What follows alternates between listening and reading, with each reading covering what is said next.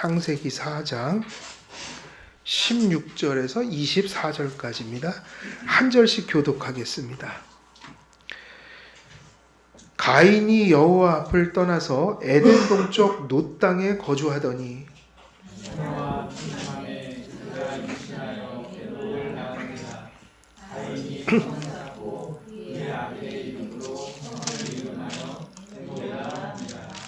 에녹이 이랏을 낳고 이랏은 무후야엘을 낳고 무후야엘은 무두사엘을 낳고 무두사엘은 라멕을 낳았더라. 라멕이 두 아들을 맞이하였으니 하나의 이름은 아다요 하나의 이름은 실라였더라. 아다는 야발을 낳았으니 그는 장막에 거주하며 가축을 치는 자의 조상이 되었고 이에 아우의 이름은 누발이니 그는 수금과 둥소를 잡는 모든 자의 조상이 되었으며 실라는 두발가인을 낳았으니 그는 구리와 새로 여러 가지 기구를 만드는 자요 두발가인의 누이는 나아마였더라. 라멕이 아내에게 이르되 아다와 실라여 내 목소리를 들으라. 라멕의 아내들이여 내 말을 들으라. 나의 상처로 말미암아 내가 사람을 죽였고 나의 사망으로 말미암아 소년을 죽였도다. 가인을 위하여는 벌이 7배일진데 라멕을 위하여는 벌이 77배이리로다 하였더라. 아멘. 예, 오늘 이 말씀 안에서 오늘은 20절에서 22절까지 말씀 또 지난 주에 이어서 계속 말씀 전합니다. 복음은 교회에 맡겨졌지만 문명은 신자나 불신자나 할 것 없이 누구에게나 하나님께서 어떤 소명을 주셔서 이 세상은 세속 역사와 구속 역사가 같이 가고 있는 거예요. 그러나 이 일반사 혹은 일반 은총을 통해서 하나님이 믿는 자나 믿지 않는 자들이 이 지상 삶을 살 수 있도록 그런 것들을 베풀어 주시는 것은 사실은 믿는 자보다는 불신자들에게 더 큰 재능과 어떤 성과들을 주실 수도 있다는 것을 알고 살아야 돼요. 그래서 그 죄악된 사람들이 일으킨 문명을 사실은 우리 교회와 성도들도 사실은 그거를 함께 공유하며 누리고 살아가는 것이지만 기독교인들이 불신자들이 일구어 놓은 혹은 신자나 불신자 할 것 없이 세속의 역사 속에 일구어 놓은 문명은 불신자에게는 없는 의식으로 성도들은 의식을 가지고 그걸 써야 한다. 그건 무엇이냐면 신자들은 그 문명들이 하나님의 복음에 역행된 것으로 사용되지 않도록 그래서 하나님께서 기뻐하시는 어떤 일들의 수단이 되도록 그거를 선용해야 된다. 그래서 뭐가 중요하죠? 선용이 되게 중요하죠. 선용하고 살아야 한다. 그래서 기독교인의 그 세상에 그러한 문명을 대하거나 일반 은총적인 어떤 것들을 우리가 대하는 모습은 금욕적이거나 세상 도피적이거나 그런 것들을 무시하는 모습으로 기독교인이 살아가는 건 좋은 모습이 아니라 그것을 선용하는 게 소명인 거예요. 선용하는 게 중요하다. 그래서 가끔은 기독교인들 중에 금욕적인 사람들이 있고 또 이원론적인 철학적 이원론에 빠져서 그런 거는 다 부정하고 이렇게 사는 사람들이 있지만 그건 옳은 모습은 아니에요. 하나님은 문명도 그리고 구속의 복음도 사실은 이 모든 역사에서 주시는 선한 것들이 하나님으로부터 오는 것은 사실이에요. 하지만 문명은 조심해야 된다는 거예요. 그것은 항상 그것이 악하게 사용될 수 있어서 문명은 어쩔 때는 복음에 도움이 되기도 하지만 그래서 우리가 사도 바울이 사역하던 시기에 복음이 확장됐던 이유가 로마 때문이었어요.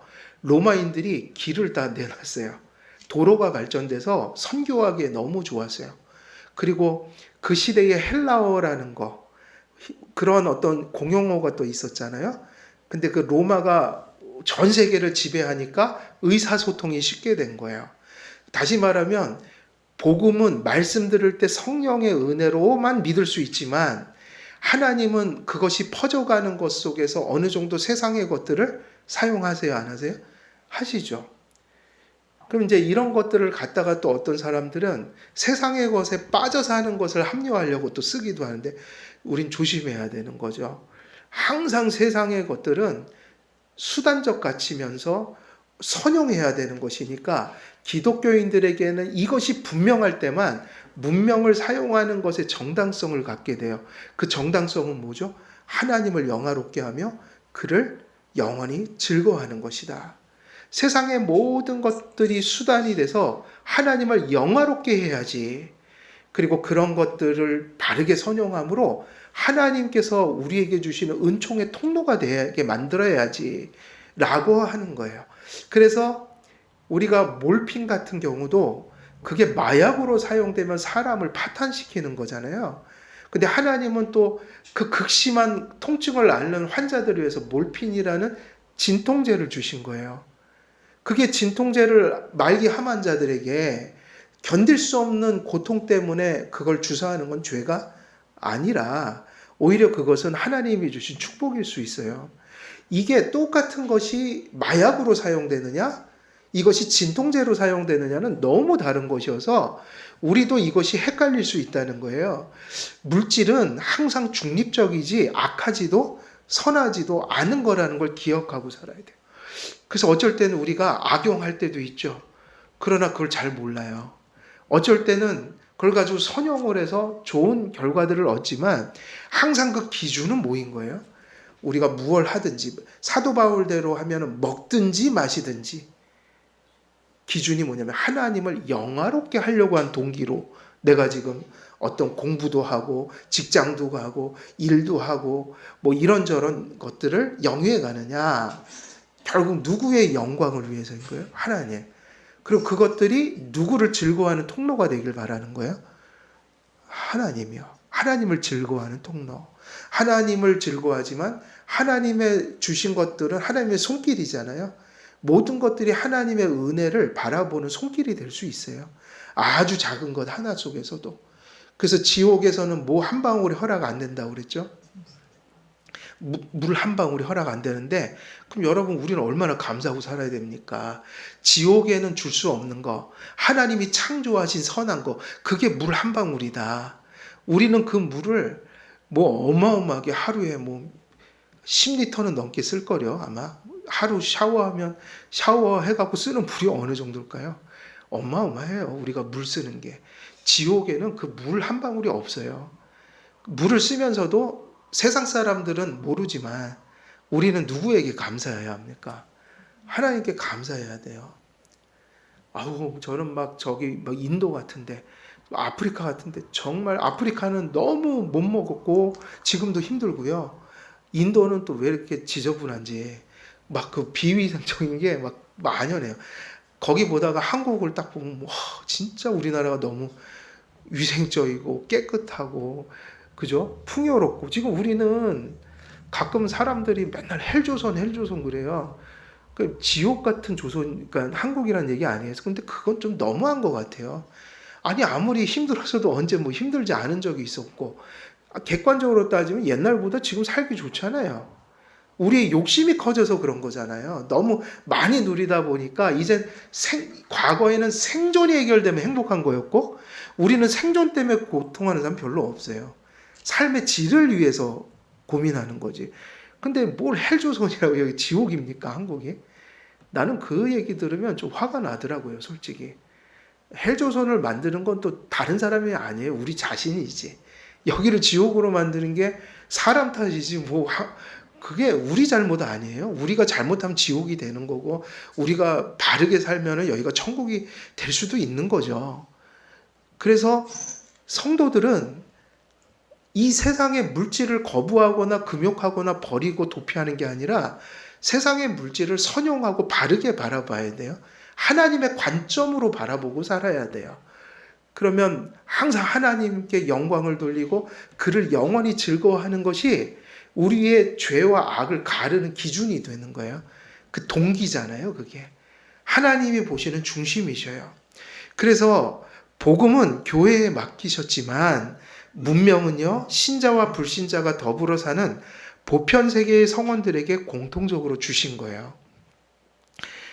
문명은 새 속에서 일구어지고 창달되었지만 성도들은 특별 계시의 안경을 끼고 일반 계시를 해석하듯 특별 은총을 덧입은 정신과 손으로 보편 세상에서 일구어진 문명들을 하나님의 목적을 위해 수단적인 의미에서 선하게 선용할 부르심을 받은 겁니다.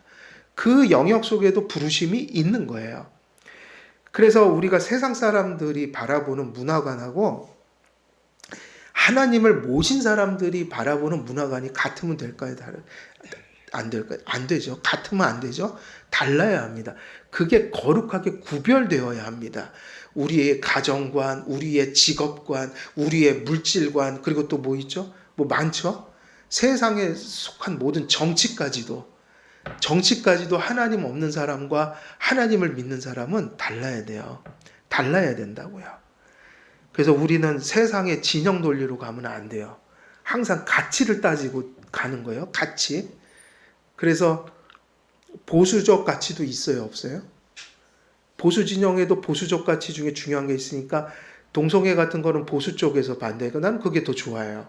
하지만 또 분배 같은 거 있잖아요. 같이 나누고 또 소외된 사람들을 돕고 그거는 저는 진보 가치가 더 좋다고 하는데 이게 둘 다 같이 있으면 좋은데 이게 같이 없기 때문에 갈등이 생기는 거야. 그러니까 뭐냐면 무조건 쫓아가는 게 아니라 정책을 따라 최대한 선한 것을 우리가 추구할 수 있는 방식으로 투표도 하고 그러니까 정치인들을 그렇게 국민들이 다루어야 돼요.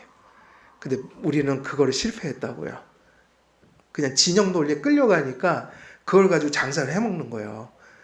근데 우리는 그렇게 가면 안 되고요. 항상 무슨 판단을 하라고요? 가치 판단이지 진영 논리가 아니에요. 그거는 세상 망쳐요. 항상 가치 판단. 하나님을 모르는 세상이지만 저런 정책이 정해졌을 때 교회에 하나님의 복음을 전하는데 유익할까 그릇될까 그리고 하나님이 주신 보편적인 도덕적 가치에 이것이 맞나 틀리나 그리고 양쪽을 다 중요시해야 돼요. 그죠? 보수적 가치 속에서 좋은 게 있고 진보적 가치에서 좋은 게 있고 그죠? 그러니까 이런 걸 종합적으로 판단하는 사람들이 기독교인이에요. 그러니까 그 얘기는 뭐냐면 세상의 가치를 넘어선 자들이니까 세상 사람들은 좌로나 우로나 치우칠 수밖에 없지만 우리는 옳은 것과 그른 것을 따져서 결정한다. 이게 기독교인의 모습이어야 되는 거예요.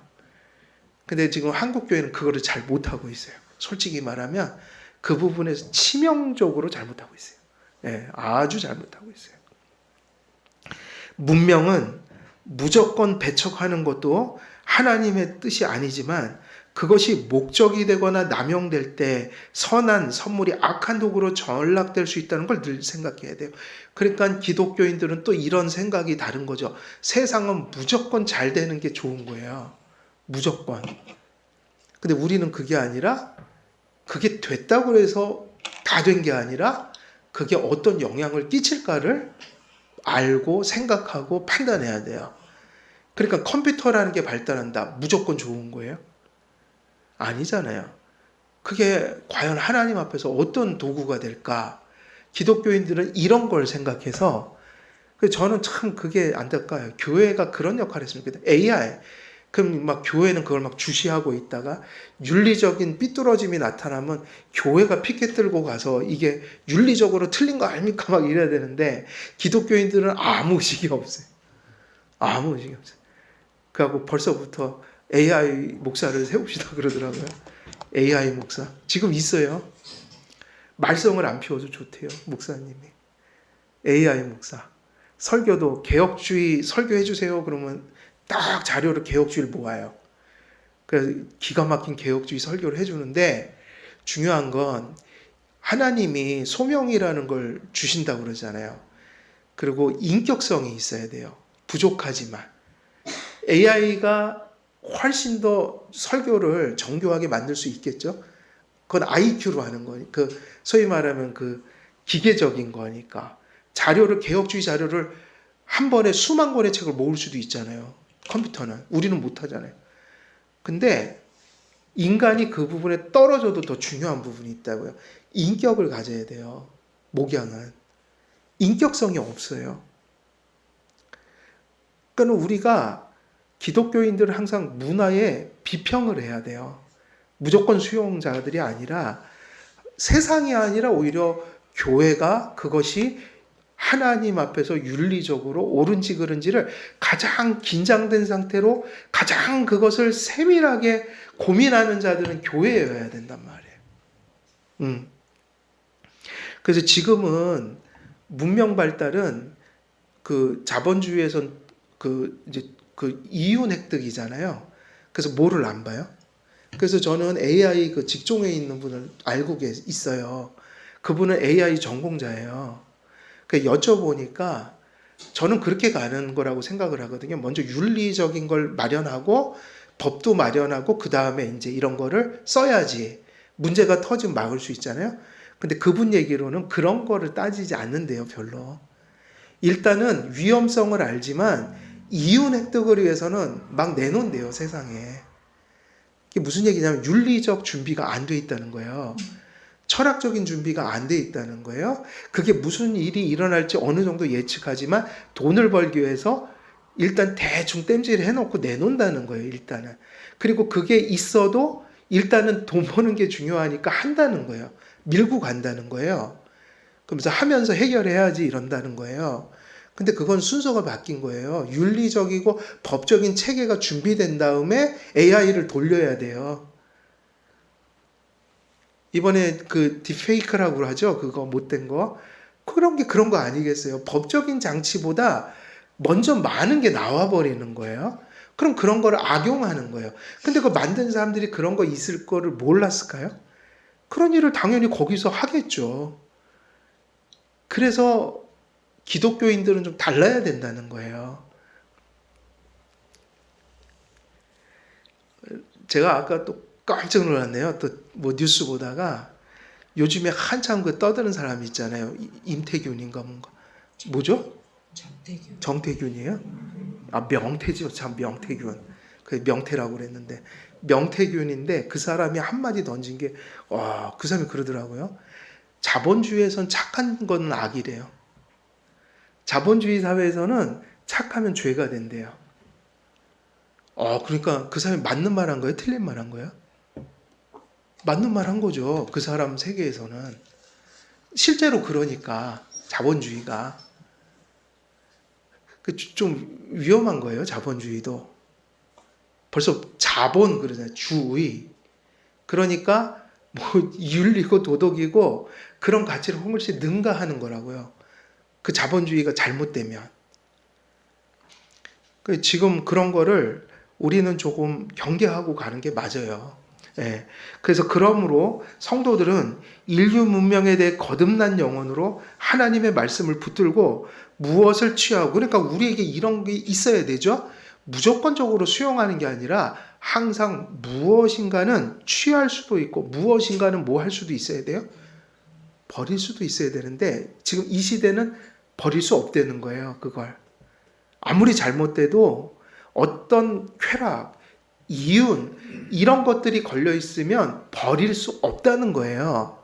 근데 기독교인은 그렇게 살면 기독교인이 아닌 거예요. 우리가 세례 받을 때 그것부터 가르치거든요. 하나님을 영화롭게 하고 그를 즐거워하는 것이 뭐냐? 지금 그 말씀 드렸잖아요. 그러면 산문에 그게 나와요. 세례 줄 때 소요리 문답 산문에 그러면 하나님을 영화롭고 즐거워하는 영원히 즐거워하는 기준이 어디에 기록되어 있습니까? 하면 성경에 기록되어 있습니다. 신구약 성경에 하나님을 영화롭게 하고 그를 즐거워하는 규칙이 방법이 성경 신구약 66권에 기록되어 있습니다. 그래서 성경론으로 넘어간다고요. 그게 뭐냐면 우리들이 구원받고 살아가는 표준이 있다는 거예요. 그걸 받아들이는 게 뭐인 거예요? 기독교인이라고 해요. 그리스도인. 안디옥의 그 시민들이 그 곳에 세워진 교인들을 향해서 처음으로 뭐라고 불렀다고 그랬어요? 그리스도인. 별명을 얻게 됐잖아요. 그 별명을 왜 얻었을까요? 그들이 신약과 구약 이제 무려 쓰여지던 시대지만 하나님의 말씀을 그들의 기준으로 삼아서 살다 보니 그런 모습이 나타났는데 그 모습이 자기들과 달라 그들은 그리스도인이라는 이름을 붙였어요. 오늘날도 똑같습니다. 그리스도인은 하나님의 말씀을 믿고 그것을 쫓아가는 사람들이에요. 그 말씀이 그들의 정신세계를 지배하는 사람들을 가리켜 뭐라고 부른다고요? 그리스도인.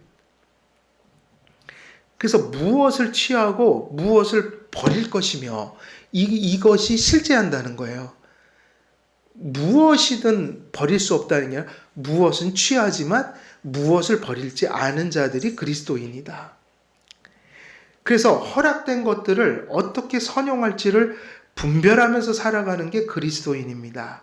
가인의 가문은 문명을 창달했지만 하나님 없는 영혼들은 그 문명이 하나님을 대신했고 그 문명이 수단이 아니라 목적이 되었으며 선용하기보다 악용하며 선한 은사를 악의 도구로 전락시켰어요. 그래서 문명은 가인의 백성들이 일으켰으나 그 문명을 선용한 건 누구였을까요? 그거는 셋의 자손일 수밖에 없어요. 세우는 것도 중요하지만 그거를 사용하는 게 더 중요해요. 그래서 오늘 성경을 보면 그 문명사가 이렇게 잘 기록이 돼 있어요. 그래서 첫 번째 누가 나오죠? 그 람에게 아들들 중에 그 두 여인 일부 다처제가 시작됐다고 그랬잖아요. 그래서 거기 난 아들들이 있잖아요. 그 처음에 누가 나오죠? 아다. 그죠? 아다는 누구를 낳았다고 돼 있어요. 그래서 이 아다가 누구냐면 그 람에게 부인이죠. 근데 이 아다가 낳은 아이가 둘, 그 다음에 실라가 낳은 아이가 둘이었어요. 그러니까 아다가 낳은 그 자녀가 누구냐면 야발과 유발이었어요. 실라가 낳은 자녀는요, 두발가인과 그 다음에 그 딸인 나아마였어요. 이들은 예술과 일반적으로 사용해야 할 것들과 일상을 넘어선 특별한 물건들을 발명했어요. 바로 이 람에게 두 여인으로부터 난 자녀들이 뭐를 일으켰어요? 문명을 일으켰어요. 근데 이들을 한마디로 규정하자면 이 사람들은 지식이 많은 사람들이에요. 그죠? 이런 걸 일으킬 정도 머리가 좋다는 얘기예요. 근데 뭐는 없는 사람들이에요? 지혜가 없는 사람들이에요. 그래서 성경은 이렇게 얘기하죠. 아마 가인의 자손들을 가리킬 때 이게 대표적으로 사용될 수 있어요. 머리는 똑똑하나 우둔한 자들이다. 미련한 자들이다. 미련한 건 하나님을 경외할 때 생기는 거거든요. 지식을 많이 가진 건 좋았지만 지혜를 가져야 이게 선이 될 수 있습니다. 그래서 야발은 뭐 하던 사람이죠? 야발은 뭐를 최초로 이렇게 만들었어요? 야발은 목축업자였어요. 근데 왜 목축업자냐면 누굽니까? 아벨도 길렀잖아요. 가축을. 근데 여기서는 그런 의미가 아니라 이런 짐승들을 대량으로 효과적으로 기를 수 있는 기술을 개발했다는 거예요. 이건 지금도 계속 일어나고 있어요? 안 일어나고 있어요? 소 같은 거 기를 때 계속 뭘 개발하잖아요. 어떻게 기르면 더 좋은 품종으로 많이 이렇게 할 수 있다. 그러니까 기술을 만들어서 이 목축업을 흥행하게 만든 거예요. 그래서 아다는 야발을 낳았으니 그는 장막에 거주하며 가축을 치는 자의 조상이 되었고 그랬는데, 그래서 그 야발은 천막을 치고 그 안에서 가축과 더불어 살며 목축을 하였습니다. 근데 지금도 그 아랍 같은데 가면은 거기 있는 사람들이 가축을 어디서 키워요? 집안에서 키웁니다. 가축을 원래 집안에서 키워요. 그래서 동남아시아 같은데 가면은 돼지, 개, 그리고 아프리카도 마찬가지인데 사람이 사는 곳에서 키워요. 여기 보면 어디서 키웠다고 그랬어요? 네, 천막을 치고 그 안에서 키웠다. 여기서 가축을 쳤다는 것은 단지 기른 것이 아니라 효과적으로 목축하는 갖가지 방법을 어떻게 했다는 겁니까? 창출했다. 그러므로 그는 당대의 유명한 자가 됐어요. 산업의 전사인 거예요. 이게 오늘날로 따지면 산업의 전사다. 그래서 이런 면에서 이제 경제가 든든해지고, 두 번째는 어디로 갑니까? 유발은 뭐 했던 사람이에요? 유발은 음악가예요. 그의 아우의 이름은 유발이니 그는 수금과 퉁소를 잡는 모든 자의 조상이 되었으며, 그래서 수금, 퉁소라는 게 나오는데 수금은 최초에 뭐라고 부르냐면 현악기라고 그래요. 수금은 현악기. 지금으로 따지면 뭐 비슷한 거죠? 검은고? 뭐 이런 거 현악기 줄 달아서 기타 같은 거. 그 다음에 퉁소. 이건 갈대잎으로 만들어진 것으로 보이는 최초의 관악기였어요. 최초에. 그러니까 아마도 그 희년이라는 거, 주빌리라고 하던 희년? 희년 때 뭘 불어요? 나팔을 부는데 그 나팔 이름이 유발이라는 거 비슷해. 주빌리. 그러니까 영어로. 주빌리 그러는데 아마 유발이라는 단어에서 아마 이게 나온 게 아니냐. 왜냐하면 그런 관악기를 처음 만든 사람이니까. 뭐 아닐 수도 있지만 많은 학자들은 그렇게 생각을 해요. 그래서 나팔의 이름이 유발과 관련된 것일 것입니다. 타락 후 가인의 후손은 물론 인류는 뭐를 발전시켰어요? 음악을 발전시켰어요. 음악은 에덴을 상실한 인간들에게 고통을 달래주는 역할을 했어요. 어찌 보면 이 음악은요 정말 센 거예요. 음악은요 스피리추얼해요. 음악은 뭘 건드릴 것 같아요? 사람의 영혼을 건드려요. 그래갖고 전에 무슨 마이클 잭슨 같은 사람이 노래하잖아요. 사람들이 기절해요. 진짜 그래요. 그 종교 집회하는 것 같아요. 종교 예배 드릴 때 왜 은사주의자들이 경험하는 거 있죠? 비슷한 걸 경험해요. 그런 음악 이런 데 막 심취해 있는 사람들이 그런 걸 경험한다고요, 진짜로. 그래서 음악은 되게 위험하기도 해요. 음악은 심지어는 교회에서도 사용하잖아요. 하나님을 찬양하는 데 도움이 되기 위해서 정서적으로 조금 더 우리를 더 이렇게 하나님께 감동시키기 위해서 하는데, 그러나 조심스럽게 했어요. 가사가 뭐를 넘어서면 안 돼요? 그러니까 멜로디가 가사를 능가하는 건 안 된다. 그래서 공교회의 음악들은 찬송가도 좀 절제가 돼 있어요. 일반 음악보다. 그런데 우리가 원래 칼빈이나 종교개혁 때 음악을 사용하라고 했지만 천주교회의 교회 음악을 개혁했다고요. 천주교는 멜로디가 인간의 아름다운 소리가 가사를 능가했다고요. 그래서 성가대 문화가 발달했고 그 아이들의 그 성대를 다 이렇게 수술을 해서 중성적인 소리를 내갖고 천사 소리처럼 그 빈 소년단 이런 거 하면은 아름답죠. 그래서 천주교는 하나님의 교리가 가사에 반영되고 말씀이 반영돼서 그 말씀에 대한 인식과 고백과 찬송의 의미가 아니라 음악이 주도를 해버리는데, 그게 다시 개신교에 들어왔어요. 그게 뭘까요? 북치고 막 난리치면서 사람들을 감정을 조작해내는 찬송, 뭐 경배와 찬양, 이런 CCM 같은 게 발달을 해버렸어요. 그래서 개혁교회들은 자꾸 그걸 개혁하려고 하는 거예요. 음악을 사용하되 음악이 가사를 능가하지 않도록. 음악은 오히려 도움이 좀 되고 절제되어 있어야 되고 그런 것이어야 되는데, 멜로디가 사람의 정신을 지배해버리면 그건 찬송 드리는 게 아니라 그냥 심취해서 그냥 인간 감정을 폭발시키는 거나 마찬가지예요. 그런데 여러분, 에덴 동산에 이런 악기가 굳이 그렇게 많이 필요했나요? 에덴 동산에서. 아니, 지금 이 타락한 이후의 찬송이 더 온전한가요? 악기 같은 거 쓰지 않던 에덴 동산에서 진정한 찬송이 있었나요? 참 그 에덴 동산은 인위적인 게 없죠. 옷도 없었고 옷도 안 입었잖아요. 집도 아마 그냥 아무데나 자면 괜찮았을 거예요. 지금 그렇게 못 자잖아요. 피부병 생길 거예요. 힘들어요. 근데 에덴 동산에서는 모든 게 인위적이지 않았어요. 자연스러웠어요. 옷도 없었지만 하나님 찬송할 때 악기도 필요 없었어요. 하나님과의 관계, 바른 관계로부터 오며 하나님으로부터 오는 것이 결핍되면 자꾸 사람들은 뭐가 필요해지는 걸까요? 하나님이 주시던 게 없어지잖아요. 그러니까 에덴 동산에서 하나님 거로 충족했던 거, 예를 들면 옷, 그들은 이런 옷으로 몸을 두르지 않았고 뭐로 둘렀어요? 하나님의 영광으로 옷을 입었어요. 그래서 쳐다볼 때 그렇게 수치스럽지 않았어요. 서로를 쳐다볼 때 나쁜 생각도 하지 않았어요.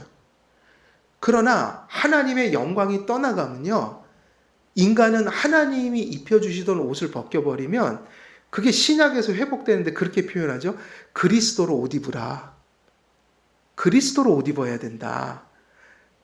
그런데 하나님이 떠나가면 뭐로 자기를 가리려고 하죠? 나뭇잎 같은 거로 가리려고 하고 이런 천조각으로 가리려고 하지만 이건 결핍이에요. 원래 인간은 이런 걸 걸치는 존재가 아니었어요. 이건 결핍이 생겼기 때문에 우리가 입을 수밖에 없는 거예요. 찬송도 에덴 동산에서는 악기가 필요하지 않았을 거예요.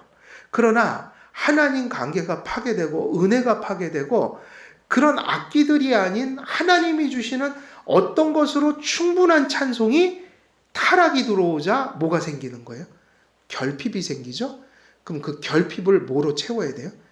인간의 인위적인 것으로 자꾸 채우려고 하는데 어느 정도는 그게 허락이 됐죠. 우리도 타락된 세상에서 사니까 뭔가 필요한 거예요. 그래서 우리도 피아노를 치죠.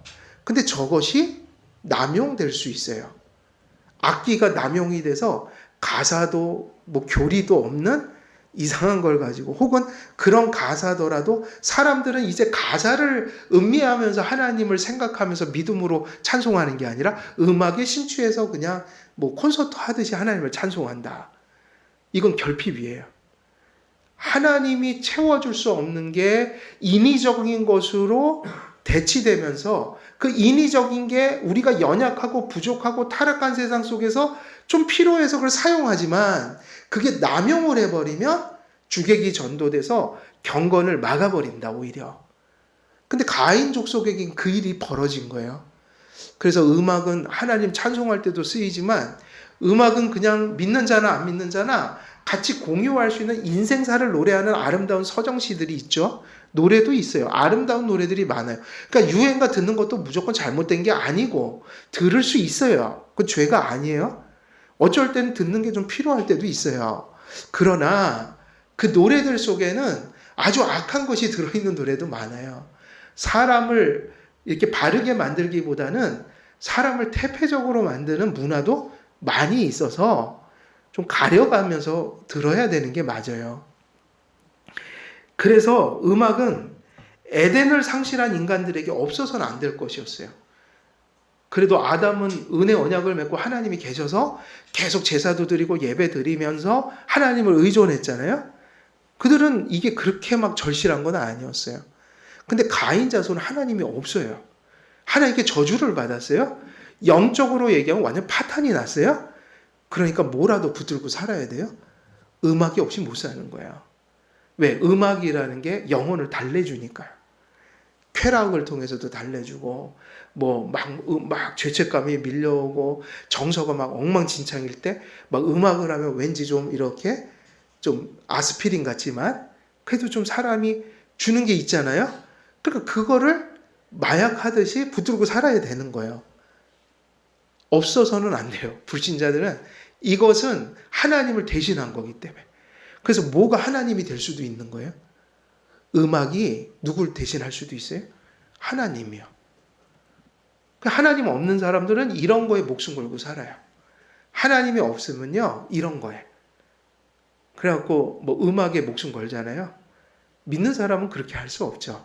하나님이 계신데 그거는 그냥 취미고 뭐 그 정도지 삶이 뭐 막 그 믿는 사람은 그럴 수는 없다는 거야. 근데 불신자들에게 이해가 가요. 음악이 목숨만큼 소중할 수 있어요. 왜냐면 하나님이 없기 때문에 그런 거라도 위안을 얻어야지 살 것 같단 말이에요. 음악만 그런 게 아니겠죠? 음악 말고 세상 사람들은 모든 게 하나님 같은 거예요. 그래서 세상 사람들은 하나님보다 뭐가 더 소중해요? 그런 게 소중해요. 그래서 주일이 되면 성도님들은 성경책 들고 교회 오지만 세상 사람들은 들과 산으로 나가요. 캠프하러 간다고요. 근데 그 사람들 물어보세요. 그게 목숨보다 소중한 거예요. 그들에게는. 그게 없으면 못 살죠. 어디서 위로를 받을 거예요? 영화, 뭐 어쩌고저쩌고 다 우리는 상대적인 거예요. 하지 말라는 게 아니라 상대적이다. 하다가도 믿음에 해로울 것 같으면 끊을 줄 알고 그것을 즐기는 건 좋지만 그것이 우선순위를 이렇게 압도해서 주객이 전도돼서 신앙생활을 제대로 못할 정도로 빠져들거나 이게 뭐 한두 가지가 아니겠죠. 이런 게 무지 많은 거예요. 근데 신앙이 결핍된 사람들의 공통점은 우선순위가 바뀌어져 있다고요. 하나님 때문에 살아가는 게 아니라 그 어떤 것들 때문에 살아가기 때문에 어느 순간인가 그걸 다 하나님을 내던지고 그런 것들에 심취해 살아요. 믿는 사람들 안에도 있단 말이에요, 그게. 그런데 불신자들은 어떻게 살겠어요? 불신자들은 그게 하나님인 거예요, 그게. 그러니까 이 사람들이 음악 이런 거를 얼마나 연구해서 만들었겠어요. 근데 그게 절실한 거죠. 음악을 해야겠다. 그러니까 내 뭔가 영혼을 달래줄 것이 필요하다. 하나님은 이제 불러도 안 오셔, 나한테는. 기도도 안 되고, 우리에게 하나님이 말씀도 안 해. 뭐 어떻게 하겠어. 우리도 좀 위로를 얻고 살아야 되는데 하나님이 우리를 버렸으니 우리 한번 세상에서 찾아보자. 이것이 문명이라고요. 이들에게는. 그래서 음악은 가인의 가문에서 기원하게 되었지만 하나님께서 구속을 받은 백성들은 음악을 누구를 위해서 사용했어요? 이게 전혀 불필요한 건 아니라고 그랬죠? 우리도 결핍되어 있으니까 하나님은 문명이라는 걸 주셨다는 얘기예요. 그러면 하나님 예배할 때 저런 피아노도 필요하다. 우리는 선용하고 있는 거죠. 지금 여기 있는 우리 시편 찬송도 찬송가도 세상 사람들이 다 사용하는 음악 음계를 사용해서 작곡하고 다 했잖아요. 근데 우리는 음악을 적절한 선에서 사용해야 돼요. 다시 말하면 주객이 전도되면 안 되고 남용되면 안 돼요. 그래서 우리 개혁교회에서 항상 음악 멜로디를 사용하나 정말 중요한 건 무엇이 더 중요하다는 거죠? 항상 찬송할 때 제일 중요한 건 음악이 아니어야 돼요. 이건 노래하는 게 아니어야 돼요. 음악이 없어도 우린 찬송할 수 있어요. 그건 뭐냐? 우리가 그 부르는 찬송의 가사를 인식하고 깨닫고 믿고 그것을 고백하는 것이어야 돼요. 거기에 뭐만 붙인 거예요? 곡조를 붙인 고백들인 거예요. 그러면 괜찮아요. 그건 도우면 좋은 거예요. 그러나 압도하면 안 좋다. 그래서 하나님을 향한 신앙의 정서를 하나님께 고백하고 표현하는 찬송의 도구가 되기도 했습니다. 교회에서는. 그러나 음악이 가진 이러한 성격 때문에 음악을 남용할 때 음악으로 신앙을 대신하고 음악이 하나님을 대신할 수도 있습니다. 음악은 적절히 사용하되 인간에게 건전한 즐거움과 위로를 선사하고 하나님을 찬송하는 도구가 되어야 합니다. 그러면 우리가 공식적인 이런 예배 때 혹은 교회가 모여서 무엇을 노래하든 하나님을 노래할 때 이 기준은 뭐죠? 이걸 부를 수 있는 기준. 왜 우리는 CCM을 안 부를까요? 우리 교회는? 왜 안 부르죠?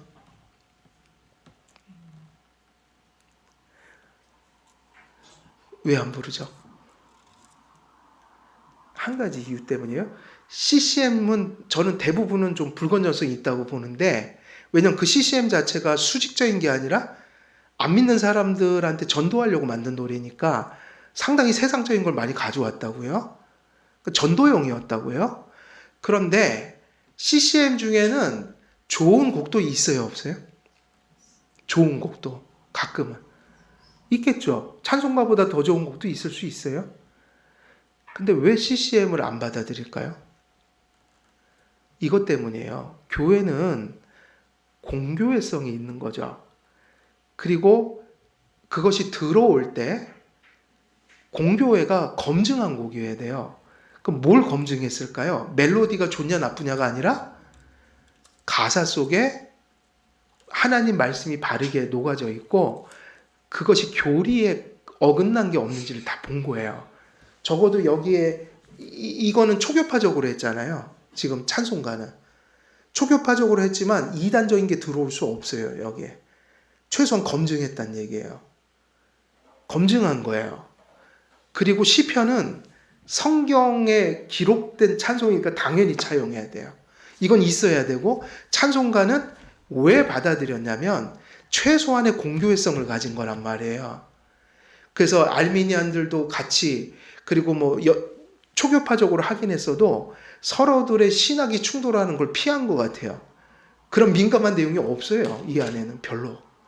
몇 곡을 뺄 게 있어서 저는 체크해놓고 안 부르긴 하거든요. 하지만 CCM은 이 찬송하고 비교할 수 없이 무질서한 거야. 이유가 뭐냐면 그거는 그냥 개인이 만들어서 세상 내놓은 거예요. 그거는 검증된 적이 없어요. 공교회가 이것을 우리가 이 정상적인 이단이 아닌 교회들이 부르도록 우리가 이것을 인정합니다라고 한 적이 없어서 그건 아주 사사로운 곡들이에요. 다시 말하면 교회는 질서 있게 곡을 받아서 불러야 돼요. 공교회성을 가져야 한다. 그래서 우리 교회는 어디 정도까지 받는 거예요? 시편하고 새 찬송가까지는 받는 거예요. 새 찬송가들 받더라도 우리 장로교회에 어긋난 거는 체크해놨다가 안 불러요. 그럼 되는 거죠. 하지만 CCM은 그런 기본적인 걸러짐조차 사실은 없는 거예요. 그래서 예수 우리 왕이여가 이 안에 들어왔어요? 안 들어왔어요? 들어왔잖아요. 예수 우리 왕이여 있잖아요. 이거는 질서 있게 받았으니까 우리가 받는 거라고요. 이 노래를. 절대로 공예배 때 그런 공교회의 검증이 없는 곡을 부르면 안 돼요. 그래서 최소한 이런 곡들 중에도 우리가 또 이 안에서도 또 얘기할 수 있는 것은 당회가 이런 신학을 가지고 찬송을 또 이렇게 살펴야 된다고요. 그런 어떤 질서들이 흘러가고 있는 거예요. CCM을 우리가 안 불러요. 좋아도 그걸 우리가 예배 때 부르면 잘못된 거예요. 그건 아직 공적으로 들어오지 않은 거라고요. 교회에는 그런 것이 있어야 되는데 경배와 찬양이 옛날에 중학교 애들한테 막 맡겨놓고 그 곡을 누가 선정하죠? 우리 헌법에는 목사가 선정하게 돼 있어요. 곡들을. 아무나 못합니다. 왜냐하면 신학적인 걸 살피기 위한 거예요.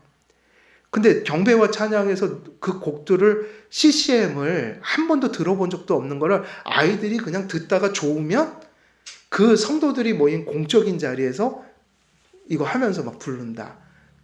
문란한 거라고요. 중학교 아이들이 무엇을 알아서 그 CCM을 선곡을 해서 그걸 감히 공교회에다가 부르게 만든다? 그럼 성도들은 아무 문제의식 없이 좋다고 부르죠. 되게 은혜스럽네 그러고. 근데 그게 있을 수가 없는 일이라고요. 그건 문란한 행위예요. 그리고 교회의 공적인 예배를 드릴 때 선곡을 어떻게 아이들에게 맡겨요. 근데 경배와 찬양을 아이들에게 맡기니까 그렇게 돼왔죠. 중학교 아이들이 지금 자기 구원 확신도 없는 아이들인데 복음이 뭔지도 모르는데 목사님이 시키니까 거기다 그 음악을 좀 잘하니까 거기다가 그룹 만들어서 경배와 찬양 성도님들 예배 전에 인도하는데 요즘엔 심지어 오전 공예배까지도 그 경배와 찬양으로 인도를 하시더라고요, 다들. 되게 위험한 일들이에요. 교회 안에는 제일 공적인 건 시편 찬송이고 그 다음에 이 새 찬송가는 창작곡들이지만 적어도 그 공교회의 최소한의 검증을 거친 곡들이다. 그래서 저희는 찬송하고 새 찬송가 요 정도 곡을 공예배나 교회에서 모여서 할 때는 이걸 사용하는 거예요. 이것 이상 사용하지 않아요, 교회에서는. 이유는 뭐냐면 그런 질서가 신학이 있다는 거예요. 그리고 앞으로 우리가 헤쳐나가야 될 문제는 그런 온전한 성경적인 가사와 교리를 담은 곡들이 창작된다면 거기에 그 음악으로 그 사람의 감정을 조작하는 방식이 아니라 그것을 건전하게 돕는 건전한 위치에서 음악을 잘 활용해서 그것을 온 교회들이 바른 신학적 관점으로 걸러내서 모든 교회들이 함께 이 곡들이 검증되었으니 우리가 보편교회에서 같이 사용합시다. 이런 운동들이 자꾸 일어나야 돼요. 예. 근데 CCM은 지금 어디에 있는 거죠? 그 바운더리 밖에 있는 거라고요. 그래서 그걸 공교회 때 불러서는 안 되는 거죠, 사실은. 그래서 유발은 음악가가 되었다. 그래서 여기서는 뭐 할 얘기들이 조금 많았어요. 음악이 발생한 건 하나님이 주신 은혜긴 해요. 그죠? 인간에게 어떤 결핍이 찾아와서 인간은 정서적으로 음악을 들을 때 좋은 점을 얻을 수 있다. 근데 사람들이 항상 하나님이 좋은 것을 주시지만 어떻게 하려고 하는 마음들이 있어요. 남용을 한단 말이에요. 그래서 음악에도 폐해가 있다는 거예요. 심지어는 이 음악은 교회에서도 사용될 수 있는 것으로 주어졌다. 그래서 교회에도 교회 음악이 존재한다. 그러나 교회 음악이 칼빈이나 어거스틴 같은 사람들의 말을 들어보면 음악이 놓여야 할 어떤 절제와 위치가 있고 그것들이 무엇을 돕냐면 그 가사와 그 안에 있는 하나님의 교리들을 더욱더 우리가 효과적으로 고백하는데 정서적인 어떤 도움을 줄 수 있는 것이어야 한다. 근데 지금 교회의 문제는 어떤 문제인 거예요? 그런 부분을 뭐가 압도하니까 문제인 거예요. 멜로디가 압도하는 식으로 가버린다. 그래서 음악은 역시 세상 사람들에게나 교회에나 이 타락한 결핍된 인간들에게는 필요한 것이지만 역시 음악도 하나님 앞에 어떤 적절한 선용이 지혜가 필요한 것이다. 그러면 여기서 또 결론은 뭐냐면요. 이 바로 유발이라는 사람이 만들어낸 이러한 음악 악기들과 음악 체계들이 과연 이 가인의 가문에서 어떻게 사용됐을까? 그럼 우리가 추론할 수 있는 건 이게 우상이 됐겠죠? 결핍이 있어 그게 필요하나 하나님이 없기 때문에 이 음악이 누구의 위치로 또 갈 수 있는 거예요? 하나님의 위치에 설 수 있는 거예요. 마치 지금 교회들이 그렇게 하는 것처럼 교회들이 어떤 음악 가지고 사람의 감정을 조작하면 안 되고 하나님 말씀과 교리와 성령님이 우리로 하여금 뜨거운 찬송을 부르게 만들어야 된다고요. 근데 그것을 건전하게 돕는 게 뭐냐면 멜로디예요. 그런데 교회들도 그것이 깨지는 순간 음악이 뭐보다 커지냐면 그러한 내면적이고 본질적인 걸 버리고 음악이 화려해져서 그것으로 사람을 압도하려고 하는 그러한 남용, 음악의 남용이 생긴다. 그것을 바로 누가 개혁하려고 했던 거예요? 종교개혁자들이 바로 500년 전에 개혁을 한 겁니다. 왜? 그 일이 바로 로마 카톨릭 교회에서 있었기 때문이에요. 특히 그 성가대 문화, 로마 교회의 화려한 성가대 문화가. 그래서 우리 이 개신교는 종교개혁, 특히 개혁신학은 이제 그 찬송이 어떤 특징이 가장 큰 특징일 것 같아요. 우리 개혁교회가 찬송을 추구하는 거 성가대하고 좀 비교하여. 성가대는 일부의 재능 있는 사람들이죠. 종교개혁은 그걸 바꿔놨어요. 우리 개혁교회는 뭐를 바꿔놨죠? 회중 찬송으로 바꿔놓은 거예요. 찬송은 음악성 있는 몇 사람들이 하는 게 아니라 누가 하는 거예요? 회중이 하는 겁니다. 왜? 예배를 회중이 드리는 거잖아요. 회중들이 드려야 하는 거죠. 그래서 모든 회중들이 같이 질서 있게 부르기 위해서 또한 멜로디가 필요했죠.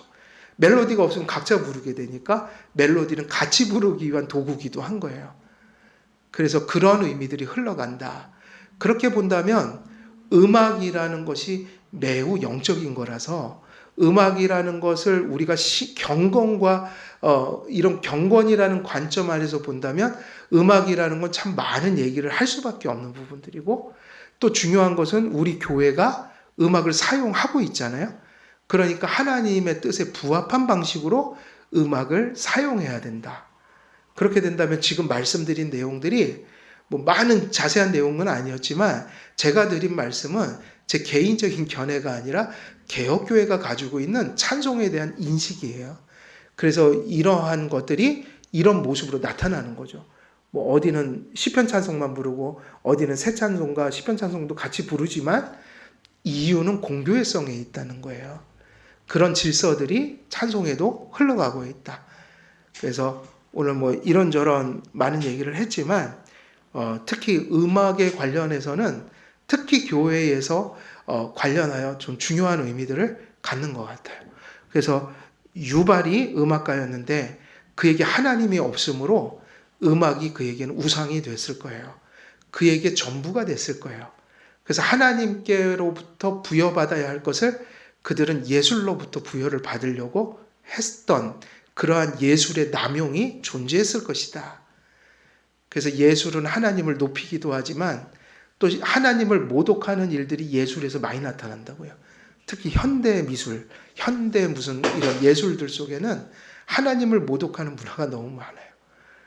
지난번에 파리 올림픽에서 거의 다 기독교 약간 모멸하는 식의 그런 것들이 많이 등장했거든요.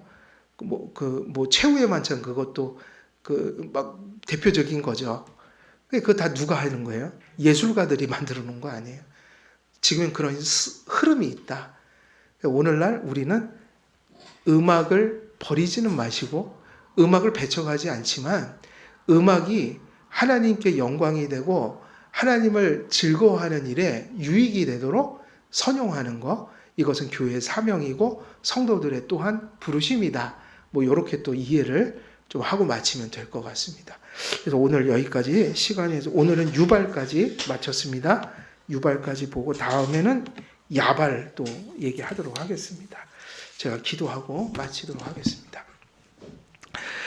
살아계신 하나님 아버지, 오늘도 문명이 가인의 후손들로부터 일어났지만 그러나 그것이 가인의 후손을 통해 하나님께 영광이 되지 못한 모습들을 또한 보게 됩니다. 이제는 모든 세상이 이 문명을 이어받고 또 교회가 이 문명의 이기들을 사용하여 또 하나님을 예배하고 또 살아갑니다. 저희들에게 지혜와 분별력을 주셔서 우리에게 베풀어진 이 하나님의 선물을 하나님 보시기에 합당하게 사용하는 그런 경건과 믿음과 지혜를 가질 수 있도록 모든 삶의 영역 속에 하나님 함께 해주시고 모든 성도들을 하나님께서 선히 인도해 주옵소서. 감사드리오며 우리 주 예수 그리스도의 이름으로 기도드리옵나이다. 아멘.